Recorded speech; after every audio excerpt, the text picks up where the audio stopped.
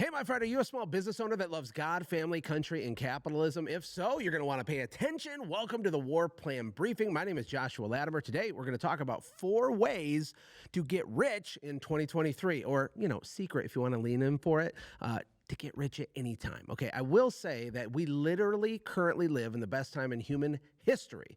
To get rich doesn't mean it's easy, but it does mean it's infinitely easier than it was in the year 1709 or the year 1614.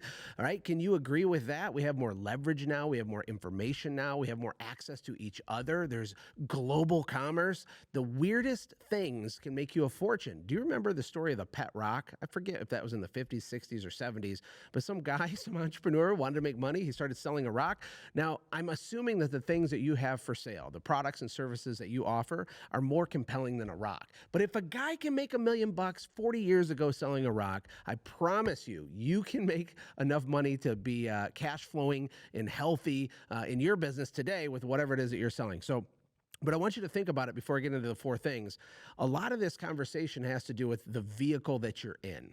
Think of your business model as a vehicle. Imagine that you're on foot walking from New York City to Los Angeles, and that's not an easy thing, although people have done it, right? Would it be easier? Would you get there faster if you were on a bicycle? Well, the answer is yes, of course you would get there faster on a bicycle. And then you could upgrade your bicycle to the carbon fiber, $12,000 bicycle that the professional bicyclist people use, and you'd get there even faster. But maybe bicycle's the wrong answer anyway. Maybe we want to go to a car, and then we could upgrade the type of car, and then maybe a car. That's nothing, right? That's for amateurs. We need a jet, right? And then maybe we don't need a jet. We need Elon Musk to shoot us on a starship and then land us over here. The point is that the vehicle that you're in determines the speed at which you get money, and money has a lot to do with speed. You've heard the quote that money loves speed, but building wealth has more to do with time than it even does with money in a lot of ways, if you think about it. I've said it before, but making $1 million over 30 years isn't the same thing as making $1 million in 30 days, right? So what does it mean for you? You're like, Josh, you're confusing my brain. Well, here's what it means for you. The way that your business works, the model that you have, the vehicle that you use has a lot to do with the potential upside that you get. I am followed by a lot of home service business owners, a lot of local business owners, and there's a lot of other people too. But my origin story started with home services, and people always ask me, Josh, why did you sell your company? Well, the real answer is very simple. You want to hear what it is? It's because it's not that good of a vehicle. It doesn't mean that I'm telling you to abandon your vehicle. You can become a millionaire cleaning carpets or washing windows or power washing houses or building and installing retaining walls. All of that's valid. All I'm saying is that there's less leverage with certain types of business models than there are with other ones, which is why I kind of graduated and got into software and got into education and all these other things. And I'm going to explain a lot of this on this YouTube channel as we go forward. But the first rule in terms of the 4 things you need to know to get rich is to focus on leverage. So when I talk about bicycles versus horses versus walking versus cars and rocket ships and airplanes, ask yourself, do you have enough leverage around you? There's different forms of leverage, right? Leverage is not just some fancy corporate MBA term. It's literally what's happening to you every day. If there's no people around you to do the lower level administrative tasks that your business requires that are important, they need to get done, but they're lower level, then you have less leverage than another person has. Everybody has 24 hours in a day, but some people make $1 million a day and some people make $100 a day. And the difference is the amount of leverage around them. So when you're thinking about leverage, think about partnerships, joint ventures. Think about the other businesses in your hometown, if you have a local business, that could help you go faster, that could help bring deal flow into you. And how would you do that? Well, I don't know. Build a relationship with people. Find a way to add value to them. Find a way to cross-collaborate and cross-promote each other's stuff. That's one form of leverage. Another form of leverage, of course, is capital. That's the one everybody obsesses over. I need more money. It's money, money, money. I just don't have enough resources. The truth is that yes, capital is massive leverage, but you can go really far before even needing that, just through relationships, mindsets, upgrading your skill sets, kind of the network of people that you do life with in your hometown. All of that is a form of leverage. But yeah, capital is leverage too. When you buy real estate, you want to use capital to get a bigger return, cash on cash return with your money. I'm not a real estate investor per se. We own one property where this studio is, and I only own a portion of it because I have partners, right? Those partners are leverage. This property where the studio is was $5 million to buy it. And I didn't pay $5 million. I had some partners like Brandon Vaughn and Michael Hinderleiter and Debbie Sardone put in a bunch of capital. I'm managing it for them, and we have a partnership, right?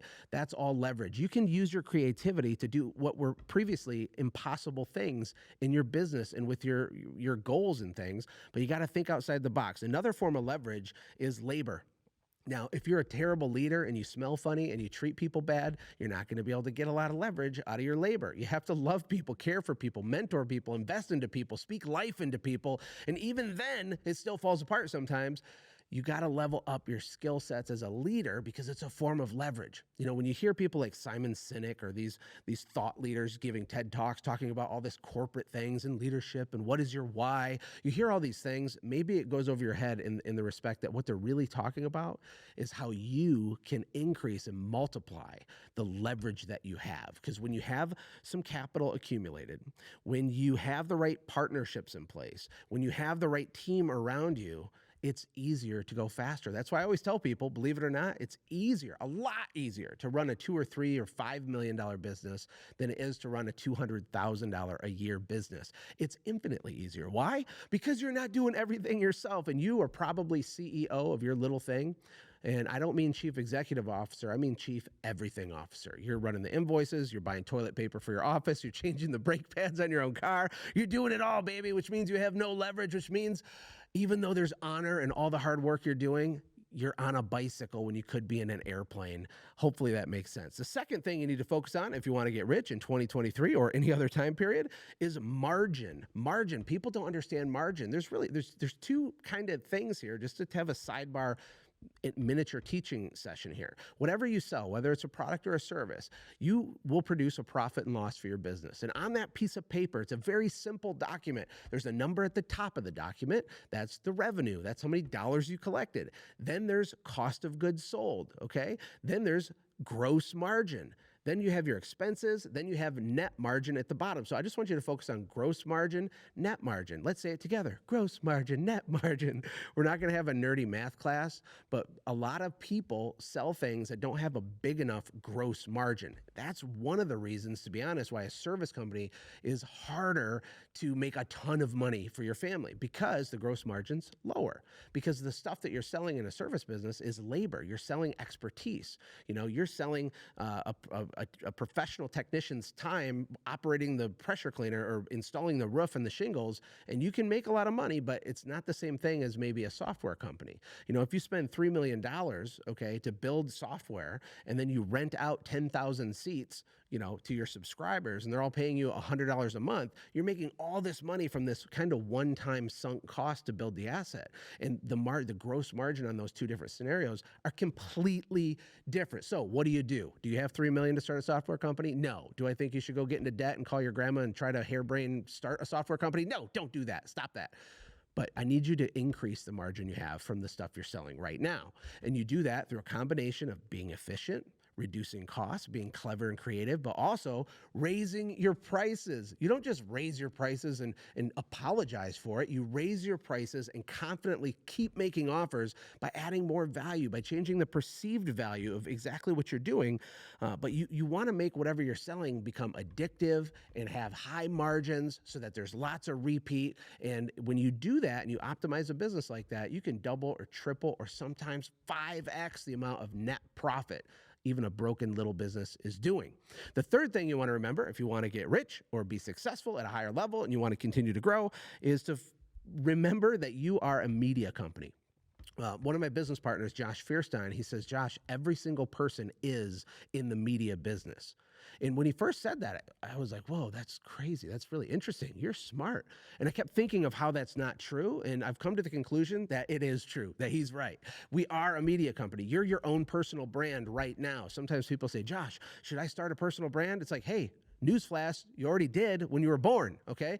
Who people think you are is a huge, it's a huge part to, who people think you are is a huge part to your success, right?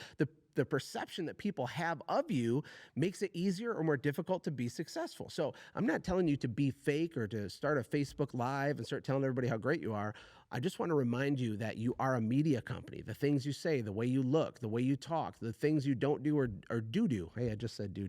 Anyway, maybe we'll edit that out. Doesn't matter. The point is that you're always got to be on. You always have to be on. Your employees need you to show up a certain way. You need to put yourself out there to grow your personal brand. The internet age is dictating that this is how we do business with each other. This is how we learn to trust each other. And I don't care if you're a nail, what do they call people that do nails well?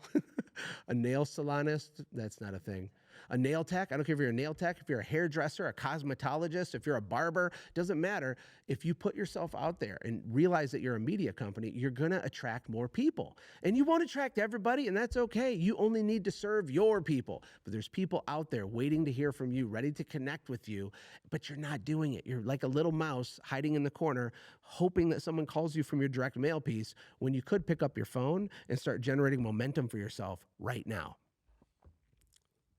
The fourth thing you need to do to get rich is focus on and find a mentor. It's my personal belief that all of us should have a mentor and be a mentor to someone else until we're dead. Why should that ever stop? Why would it ever stop? Learning should never stop. You've heard me say 17 times on my little itty bitty YouTube channel that, Aristotle says the only thing I know is that I know nothing. And it's my favorite quote because the more wisdom and knowledge you accumulate, the more you should become aware of your own shortcomings, inadequacies, and everything that there is to know that you don't know. And the way to get there is through mentors. It's a shortcut. Mentors are a form of leverage too. They help you go faster. They help you avoid pitfalls. Who wants to not fall in a pit? Me? Will? Is it just me? Nobody wants to fall in a pit if we don't have to. And if you do fall in the pit, there's a lesson in it and the story will be valuable and you'll grow from it. But if you can avoid 3 or 4 pits over the next 9 months, that'd be pretty cool because it would help you go faster. It would keep the constraints off of your potential progress. So mentors can do that for you. Now, I'm not telling you to go on Facebook and just look for the next guru guy to send him money so he can abandon you and send you some horrible course with 100 hours of useless content in it. That's not what I'm looking for. You got to go on a search. You have to figure out who would you trade places with because I'm a quote junkie, but write this one down if you want a good one. Don't take advice from someone you wouldn't trade places with. Okay. And maybe you can't find a mentor that checks every box, all of your requirements. Well, they have to be spiritually the head of their household and they have to be a multimillionaire. Oh, and they couldn't have come from money. They have to have been self-made. They had to build it themselves. Oh, and they have to be ripped. They have to be physically fit, a physical specimen. Oh, and they have to be a great dad and they have to blah, blah, blah. No.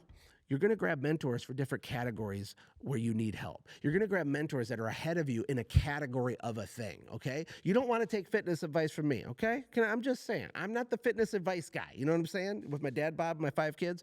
But you could take marketing advice from me, business building and systems advice from me. You could take advice from me on a variety of categories, but not all the categories. And there's people around you, and you need to seek them out that you need to connect with. If you have to pay them money, that's even better because it's good for you to invest in yourself, to make a bet on yourself. Look, let's recap real quick. You need to focus on leverage through partnerships, capital, and the labor, the team around you and your leadership. You need to focus on margins so that you have more gross margin with less cost than with the stuff that you sell. You need to do the math, figure it out. Even though it's nerdy, you must learn this game because math is the path. Math is the path. What's that? Math is the what? It's the path. You need to do that. The third thing is you are a media company, and everywhere you go and all the things that you're doing already, start documenting it, start talking about it. Show up with this nerdy Steve Irwin enthusiasm for the stuff that you sell. Go on Facebook, go on Twitch, I don't know, go anywhere you want to go and make noise being enthusiastic because you're building a personal brand and a brand for your company right now, even though you don't realize it. And then last but not least, seek out mentors that can help you go faster. If they're not the best, take what you can and move on to the next one. And also find someone for yourself to mentor because somebody looks up to you right now. Somebody is valuing your advice right now. And it's a really good way for you to go faster, to start pouring out of your cup into them. I hope this was helpful. And until next time, we'll see you on the next video. But before you go, will you subscribe? Will you actually share this with your Uncle Steven and your Aunt Lisa and whoever would get value from this? That would be super valuable for us. Hit the bell, comment below. I'm reading all the comments. Thank you for everybody that's supporting this. We're the best kept secret on YouTube, and I'll see you in the next video. Bye.